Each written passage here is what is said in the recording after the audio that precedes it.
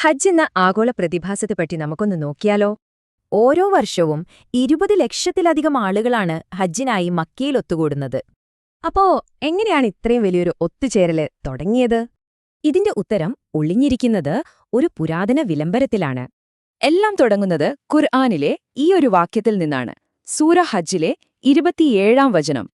ഈ വിളംബരം നടത്താൻ നിർദ്ദേശം ലഭിച്ചത് പ്രവാചകനായ ഇബ്രാഹീമിനാണ്. ഒന്ന് ചിന്തിച്ചു നോക്കൂ, ഫോണില്ല, ഇന്റർനെറ്റില്ല, അങ്ങനെയൊരു കാലത്ത് നടന്ന വിളംബരമാണിത്. ആ വിളംബരം മാത്രമല്ല, അതിനോടുള്ള പ്രതികരണവും ഈ വചനം കൃത്യമായി പറയുന്നുണ്ട്. ആ വാചകം ശ്രദ്ധിച്ചോ? വിദൂരമായ എല്ലാ പാതകളിൽ നിന്നും. ഇന്നത്തെ യാഥാർത്ഥ്യമാണത്.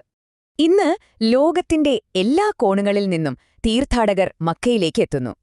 പല രാജ്യങ്ങൾ, പല ഭാഷകൾ, പക്ഷെ എല്ലാവരും ഒരേ ലക്ഷ്യത്തോടെയാണ് ഒരുമിക്കുന്നത്. 1400 വർഷങ്ങൾക്ക് മുൻപ് രേഖപ്പെടുത്തിയൊരു കാര്യം ഇന്ന് നമ്മുടെ കൺമുന്നിൽ യാഥാർത്ഥ്യമാകുന്നു.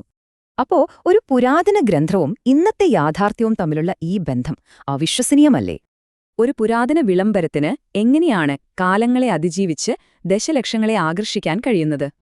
وأذن في الناس بالحج يأتوك رجالا وعلى